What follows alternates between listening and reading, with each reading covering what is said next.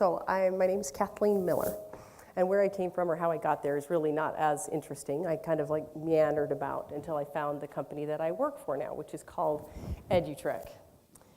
Oh, and I love how you're all appropriately spaced so you don't like each other. Okay, that makes it easier. Thank you. So the first thing I guess I wanted to talk to you a little bit about, so Jen talked about lead generation and how that works, because it's kind of an odd idea that you would just sell somebody information. I mean, that's kind of a weird thing, but that's exactly what happens. So a university like Everest or American Intercontinental University or Heald College or Stevens Henniger says we'd really like to have some people working for us. Or we want some more students. So they have lots of different ways to be able to find them. They can go to the high schools and spend their marketing dollars there. They can go online, and I'm sure you've all seen it. You go online and on your web browser on the top, it says, do you want to go to college? And there's a beautiful like Stevens Henniger, for example, logo there, and you click on it. And they can get your information that way. But they find that it turns out that there's no way of knowing who's actually doing the clicking, whether it's the 2-year-old who is trying to like open their Barney application or somebody who is just so bored and randomly clicking. They pay very little for that information because it just turns out to be not that effective. So then they started being a little more creative, and there are different companies that said, well, let us help you out with that. So then what they do is they hire companies like us called EduTrek, and we are essentially a call center. So we have people, smart people who understand how college works, what people might want to study, what different colleges offer, and then we work with lots of different colleges to funnel that information to them. So what typically happens is we buy our information from third parties. Perhaps people were they're doing some job searching or something, and then they click an extra box that says, yeah, I might be thinking about school, sure, why not, whatever. Or they're on some website and they're like, hey, I might like to explore an option. And then we buy their information for not a whole lot of money, but we buy their information for a little bit. And now our agents are calling them. And they're saying, hey, Tom, so this is Kathleen with EduTrek, and I understand you wanted some information on schooling. So tell me a little bit about what you're looking for. And Tom says, well, actually I'm thinking about computer science. Fantastic. So I find out a little bit more about Tom. I know that Tom wants to go online. I know that he doesn't like campus schools at all. I know that Tom wants to get a bachelor's degree. I know how much schooling he's already done. I know a little bit about his interest. In about a 10-minute conversation, I know quite a bit about him. I know about how likely it is that he's really going to go to school. And so then after having a conversation with you, I will offer you a couple of different schools. I'm now warming him up, right? I've taken something, just a phone call, and now I know that you actually have an honest-to-goodness interest.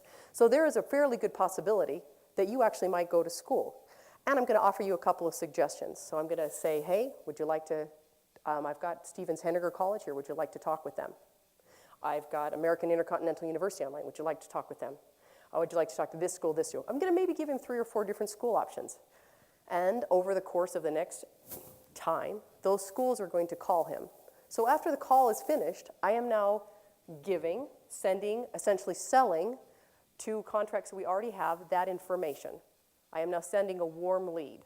And that warm lead is going to be, I'm now selling that to the university from anywhere from $20 to $60 for that. Why? Because I know he's interested. I am not going to be spending, Independence University is not taking their high price enrollment reps and having them just call people that aren't interested. I know he's interested. Now, whether or not the school fits his needs or not, I don't know. But our job is to provide, we are a lead generation company. That's what we do. Okay, so now the big thing is, so that's a little bit of, I guess, about our case study. So then how does quality fit into that? And I would want to find out from you, is anybody, I know that you guys are all business students, you're all wanting to take the world by storm. Well done. Is anybody interested in quality? Any interest? Oh, we have a couple of brave hands. Well done. So even if you're not interested in quality, you know that quality has to be some part of your company, right? Why? Why is quality part of your company? Somebody be brave and answer that question. Somebody be brave. Why? You would like to be lovely lady in the green. You want to go into quality. Why is quality important? Right. Thank you so very much. So you are always in a situation where you are trying to make sure that the product is what you expect the product to be, right? And this goes from all industry. I don't care whether you're doing manufacturing or working in a call center. All areas we are concerned about quality. And frankly, it's kind of a, let's say you're kind of an add-on. We'll hit that in just a second. Because there are two parts to every, there's one thing about taking a company and like opening the doors, right? Sales opens the doors. Nothing happens, the ideas can be beautiful, the wallpaper can be fantastic, the front office can have a very nice attractive carpet, but nothing moves until money is exchanged hands. So sales is what opens those doors. You can't do anything until somebody sells something, until money is exchanged. And frankly, everyone had this experience that we can all buy from a company once. And now we try the product. And maybe it's caca. Are we going back? No, thank you. So while sales will open your doors, the quality of the product that you are producing is going to keep your doors open, because that is what's going to make sure that your customers come back. And as your people are already telling you, your professors are already telling you, it's much easier to sell a lot of product to 100 people than a little bit of product to 1,000 people. Right? It's better to develop those customers who are going to keep coming back and coming back and coming back and coming back. That's why you have those cute little Smith's cards, or those cute little Albertson cards, and your like little reward cards, because they know that if they can develop a relationship with you, that you will buy not only your shampoo from them, but maybe you'll start buying your baby product from them, and then you're going to start buying this from them if you have a good experience. So if you have a quality product and your customers have a good interaction with you, then they will keep coming back again and again and again. And you can hopefully get them to purchase more from you. Okay, so now the big thing I think about quality, and frankly everything about managing or running a company or anything, is that you have to recognize that you are superfluous. It's a bit of a humbling concept, but frankly, you don't do much. Well, that's not to say you don't do much, because obviously you do a lot. You have an office, you take things, you do spreadsheets, you do run meetings, you do all these things, but you don't make the sales. You are not generating any company. You are extra. And I think that we have to get that perception a little bit, because it makes us humble and it helps us help the people who are actually making the money. In our case, we have the people who are actually making the money are on the phones, right? They're not in an office. They're not getting paid these huge amount of monies, although we try very hard to make sure that the people at our company are paid well, because we feel like that keeps good people. But you'll notice that typically the people who are actually making the product are not sitting in the cushy offices. And you think, well, because I'm in the cushy office, that therefore makes me more important. But you don't make the money. You don't produce the product. So your job is moving from feeling like you're very cool to becoming that you need to be a servant to these people. And you need to get a buy-in from them. You need to help them see why they are part of something greater and something better. So when it comes to quality, for example, in any aspect, you can do two things. For example, now I'm talking to the quality managers, and if you seek to be a quality manager, I'm talking directly to you. The rest of you can sleep. Or you can say, well, although I may not be a quality manager, someday I'll work in a company that probably will have one. And you may have to have a little conversation with them occasionally. So the thing about quality is it's the big buy-in. Quality can appear like it's the swooping down angel of death. And it comes in and it crushes you, and it tells you that the work that you do is inappropriate, it's not good enough, it's not smart enough, you're not this, you're not that, and if you don't do it exactly the way we say you're going to do, we will fire you.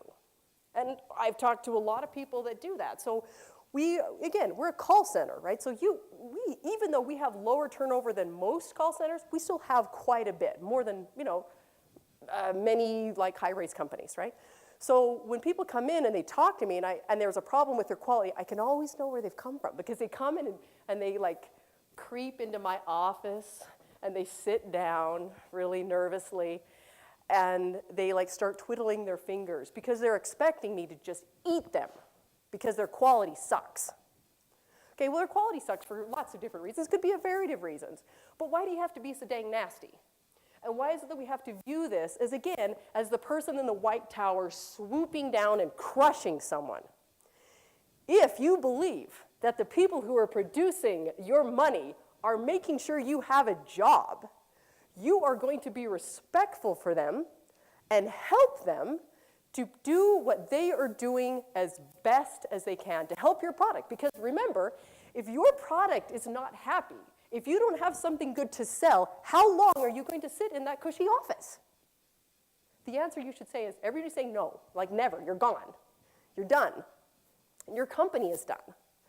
So because of all that, you need to be respectful of those people. Now, this is not rocket science, but somehow somebody hands us a title, and we start thinking that somehow that makes us cooler than other people. And that should never, ever, ever, never, ever, never, never, ever happen. So, when we are talking about the quality, the biggest thing that I find is that people don't have a reason to produce a quality product. Most of the time in our industries, there are very few industries where things that are produced are based on commission, right? Very few times. Most of the time, most people work hourly, except for salespeople, a couple of things like that. But most of the time, people work in Salt Lake hourly. And so it doesn't really matter to them whether what they do is this good or this good, because you're going to be paying them the same. So you have to find ways to be able to either provide incentive in your companies for good work, or to provide kind of the anti-incentives, the little bit of the downside, or kind of a combination of both. You have to find some place to be able to help them. And I think the biggest thing is the buy-in. So I do training classes right at my job, and I get the cute little new people that come in. They've never met us, they haven't worked with our company before, and they come in and they've got like little attitudes. We always talk about that a little bit, but you can just tell they're like, I'm just here for the hourly thing. And it's your job to kind of say, okay, well, do you want to keep having an hourly thing? Do you like having an hourly thing? Do you like getting paid? Do you like eating? How about eating? Are you a fan of eating? Most people will agree that they are a fan of eating. And so your job is to help them to feel comfortable about and why it is your quality is. So if you're selling transmission parts and they're manufacturing them, figuring out how to help them to know if what I do affects the end game. It's not just the hourly thing. It loops back to make sure that our customers come back so that I keep having a job that loops back and loops back and loops back. So how we do it is really having a really honest conversation with them at the beginning of their employment with us and saying, what you do really matters. And how we work, just so your case study again, back about Ed Soup, is we had to come up with how are we going to establish quality?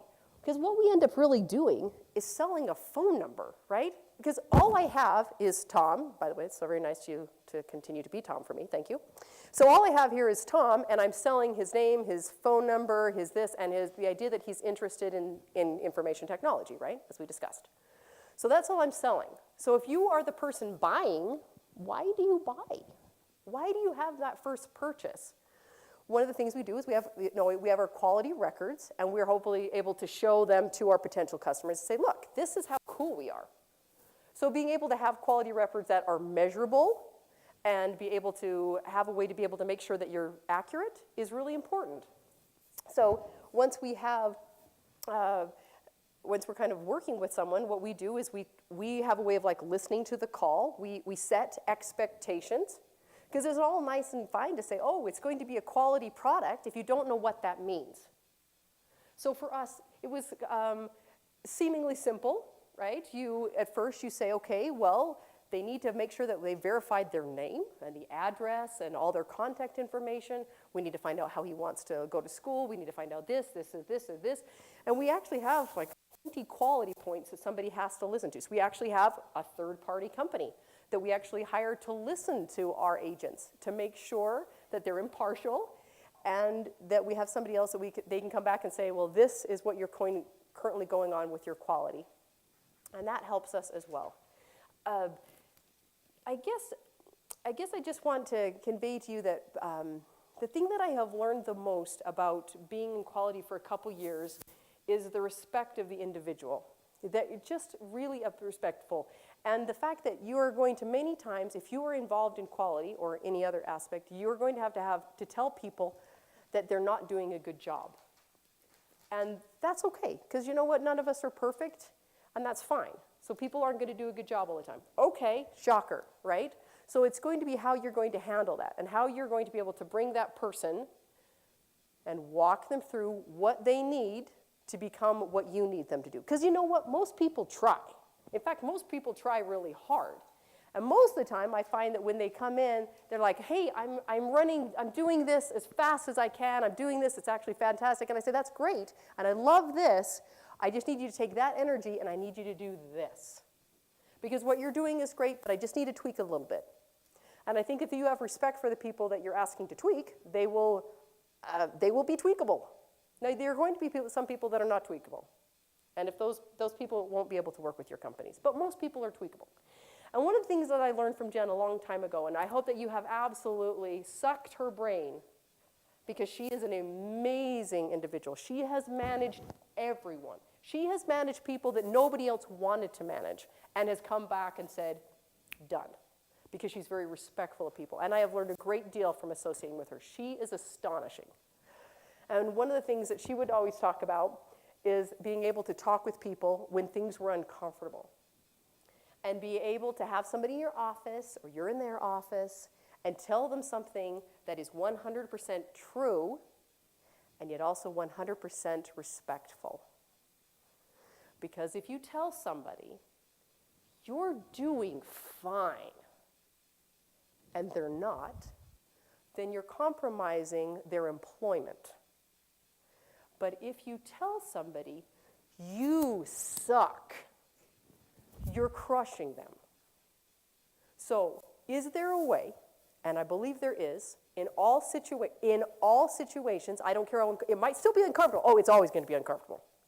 It might be uncomfortable, but there is a way for you as a management team, whether you're quality or anything else, to be able to talk with people. Because if you engage your brain, there's always this moment of panic because you see the part that stinks first. Like that's the part that stinks.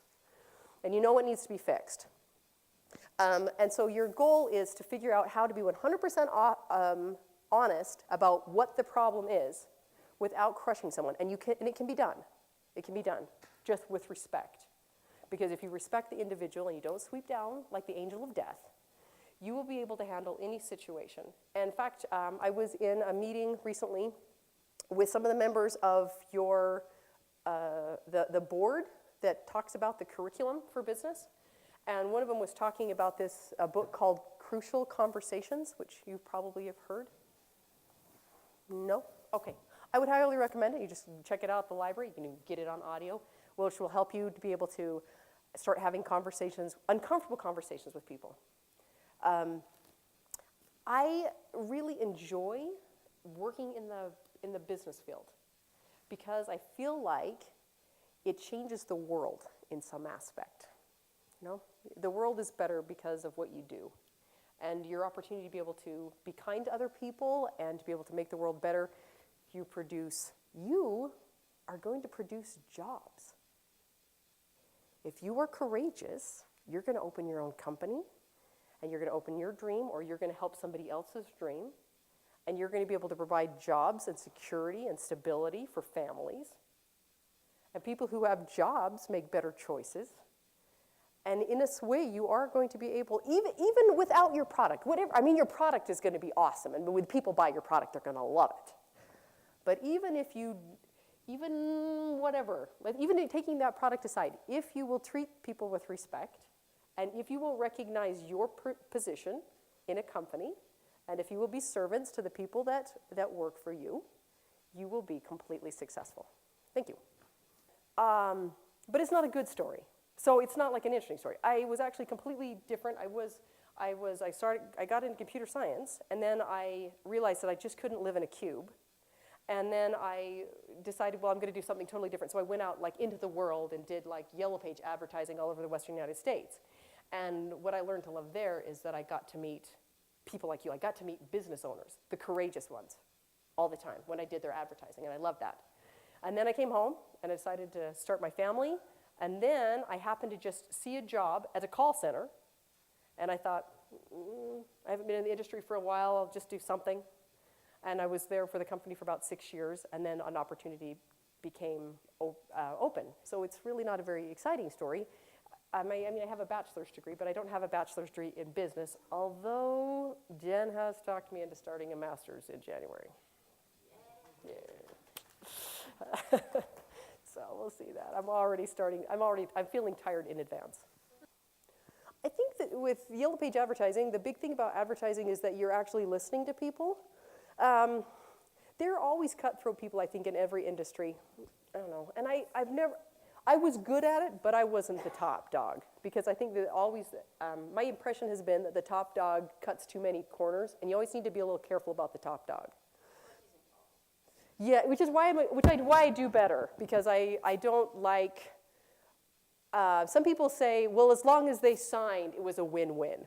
I think, no, it wasn't, not every time. And I think you have to have the courage to walk away from the ones that just are not truly a win-win. And some people don't, and I can't do that. So that's why I'm better at quality. But I loved it. I loved it, because I was always in a different town. I would go into somebody's places. I'd go and talk to the pest control guy. And there was this one pest control guy. He was in Nevada. You go in, and you walked into his office, and no kidding, like he had this beautiful desk, and blah, blah, blah. And on his wall, like it was covered with bugs. Like that was like bugs. And then there were models of bugs, and they were big models of bugs, because this guy just really loved bugs, and he knew all about bugs, and he just thought they were just fantastic, and he was kind of like, he just loved them. And you meet people all over, and that was his passion. I mean, because I would have never thought that a person that did pest control would actually have a passion about it. Some industries kind of seem like, well, you just did that because you wanted cash. But if you dig far enough, people who have been in the industry for more than 10 minutes, more than 3 years, those people have a passion. You're going to have somebody that's passionate about dry cleaning. Now, I could not be passionate about dry cleaning for nothing. But you go and meet those dry cleaners, if you actually talk to them, they're like, you know what? People bring us their wedding dresses, and I make sure that they're perfect. People bring us their suits. I know they're going to wear those suits to job interviews. I make sure those are perfect. And you will find the passion. And if you don't have, by the way, so if you don't have passion for whatever it is you're going to be doing, just stop now. Do something else. Time to start job hunting. I think, well, no, not really.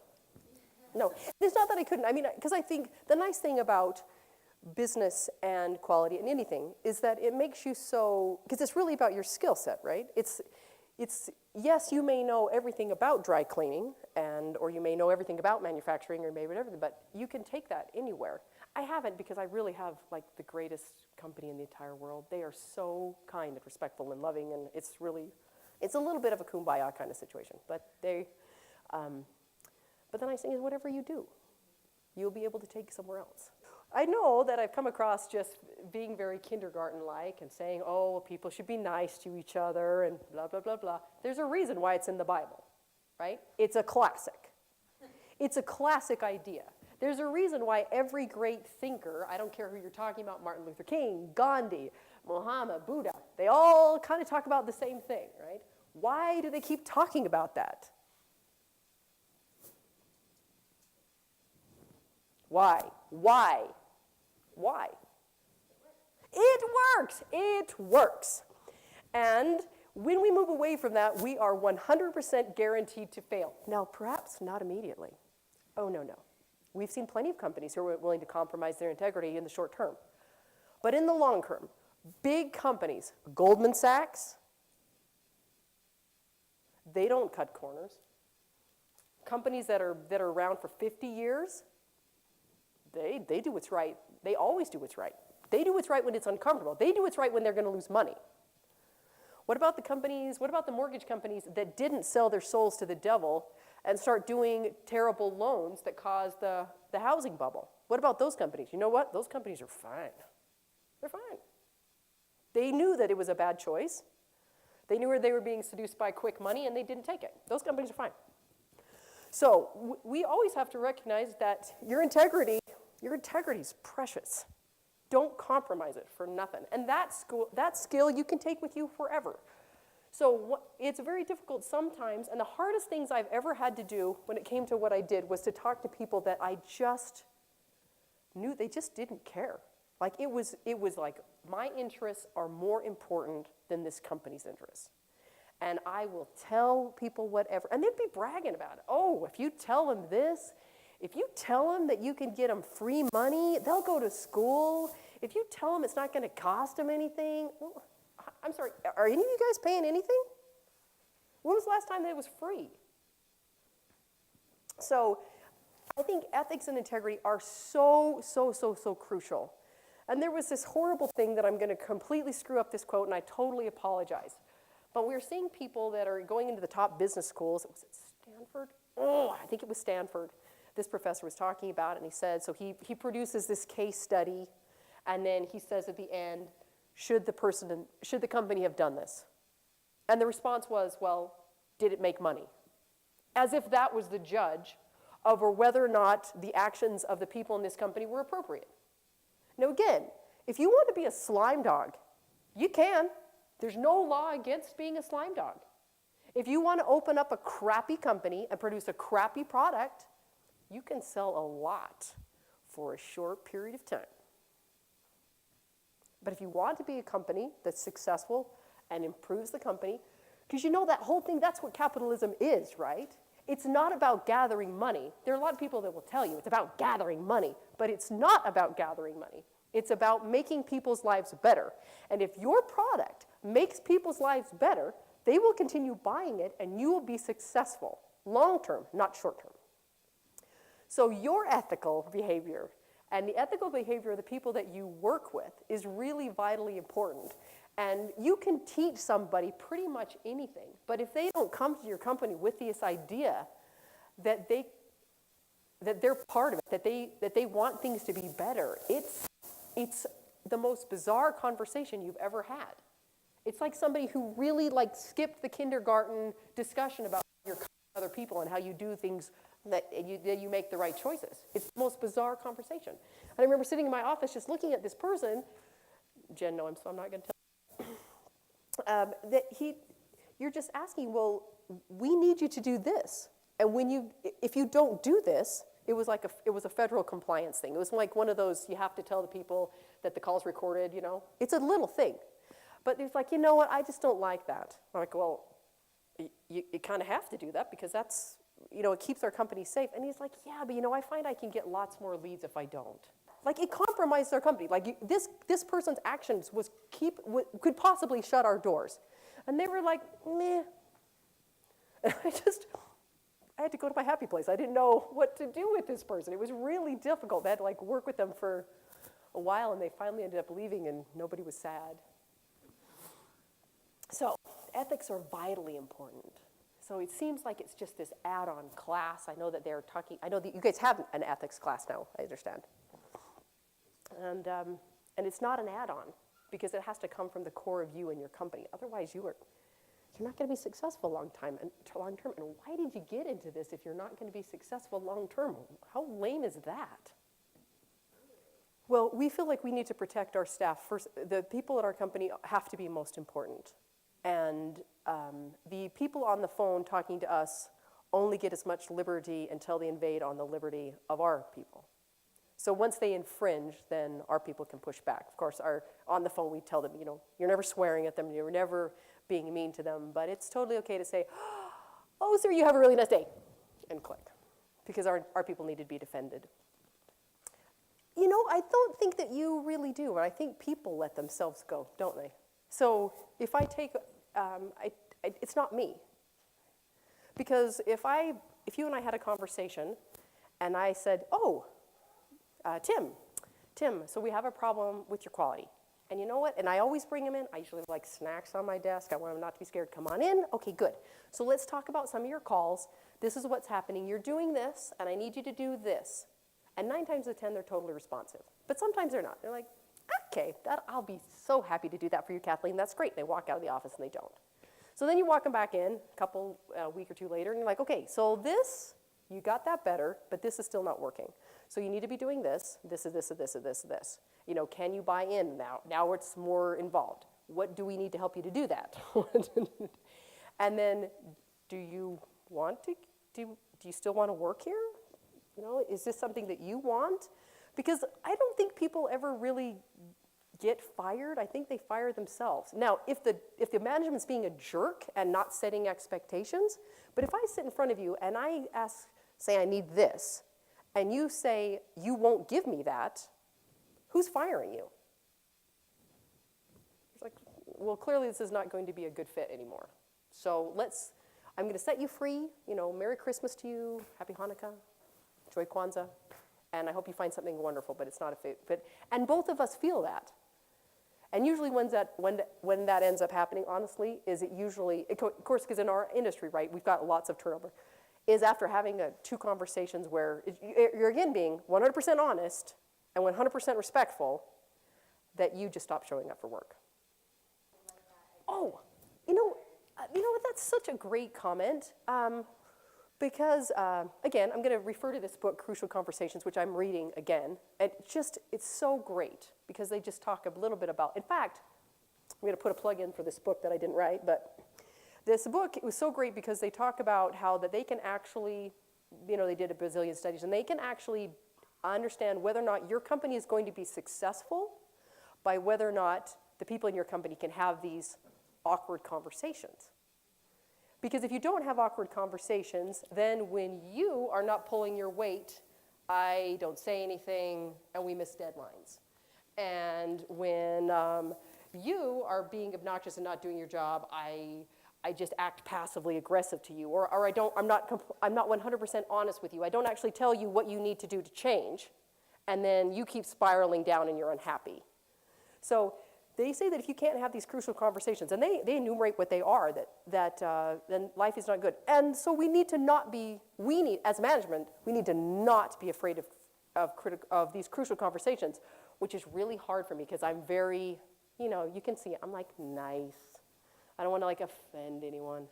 So that's been a little hard for me. Jen actually is very helpful to me. She's always like, stop being such a worm. You can do this. But I think that so would I prefer, because really, if he just walks away, I don't get a chance to like say thank you for what you've done, shake the hand, express appreciation. He just wanders away. That's not as good. So I would love to be able, and then I'd be able to say, oh, okay, no, it clearly didn't work out, and that's okay, because you and I are both adults, and we both don't like the same flavor of ice cream, so that's totally fine, and yet we're still good people. So if you want to, tell me a little bit about the company. How did you feel here? Is there anything we could do to improve? Is there something we could have done to keep you? Because you know what? I would have rather kept him. Have you guys ever talked about how dang expensive it is to hire an employee? Oh my gosh, it's exhausting. And so once we actually get him here, wouldn't it be better if he just stayed here? We'd like you to stay. Have any of you ever come up with an ethical dilemma? I'm assuming that you all have had some kind of job, some kind of, whether it's anything. Have you ever come up with an ethical situation that's bothered you? Good. Good. Your group's great.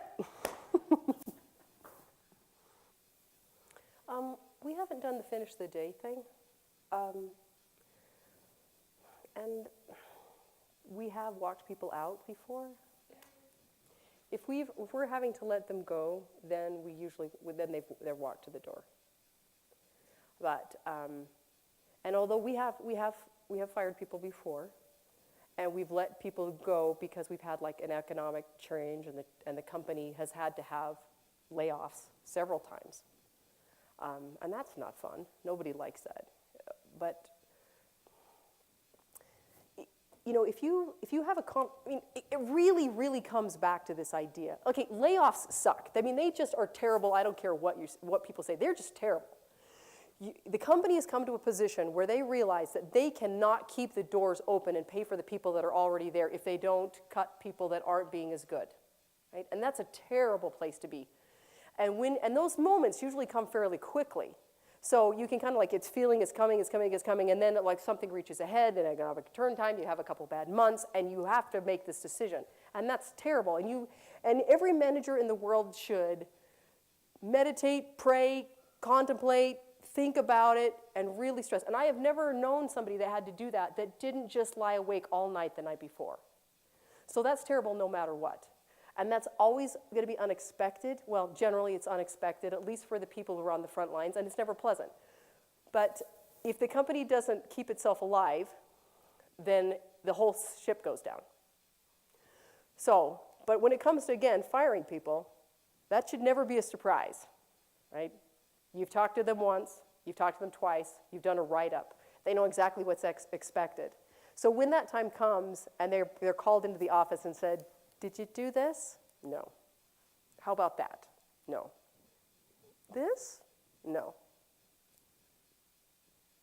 And they just kind of go, okay. So why don't we go get your stuff? And here's a candy bar, and it was really nice meeting you. What else can you do? Because they fired themselves, and you were just the one that walked into the door. But yeah, we do have a little bit of a security problem. Right? Yeah, and if you left on good terms, like Jen, I think we had 50 people or something at our lunch. It was awesome. It was good. We ate sushi. That's right. We had sushi. It was good. We had sushi. I just want to say congratulations on being so courageous to move into this industry. Business is a fantastic thing. I think the only thing that I'm going to come full circle one more time and suggest that you become a servant. That the greatest would be the least among you. And if you really believe that you are actually improving the world, I know it sounds so Pollyanna, but it's what works, right?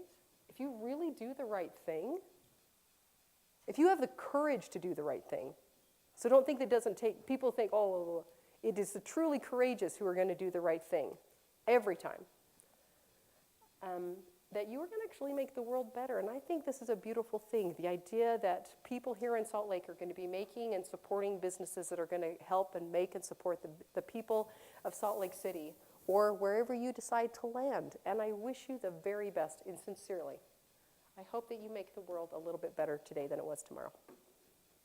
Tomorrow than it was today.